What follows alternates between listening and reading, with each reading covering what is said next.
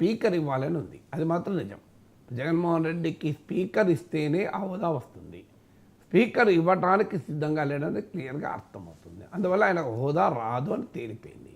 ఆయన కోర్టుకు కూడా వెళ్ళాడు, కోర్టులో తేలుతుంది. అప్పటిదాకా ఏం చేయాలనేది నెక్స్ట్ క్వశ్చన్ వస్తుంది. నీకు కోర్టుకు వెళ్ళాడు, కోర్టు తేలాలి ఒకటి. రెండు, నైతికంగా జగన్మోహన్ రెడ్డికి ఈ డిమాండ్ చేసే హక్కు లేదంట. పొలిటికల్గా ఉండొచ్చు, లీగల్గా ఉండొచ్చు. నా అభిప్రాయం ప్రకారం లీగల్గా కూడా లేదని తెలుగుదేశం పార్టీ అంటుంది, కానీ నా అభిప్రాయం ప్రకారం లీగల్గా ఉంది.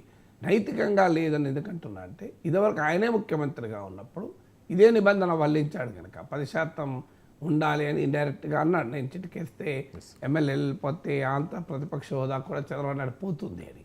అందువల్ల నైతికంగా జగన్మోహన్ రెడ్డికి ఈ డిమాండ్ చేసే హక్కు లేదంటాడు. మూడోది, పొలిటికల్గా సాధ్యం కావడం లేదని అర్థమైపోతుంది. ఎందుకు గతంలో అసెంబ్లీలో ప్రతిపక్షం పట్ల జగన్మోహన్ రెడ్డి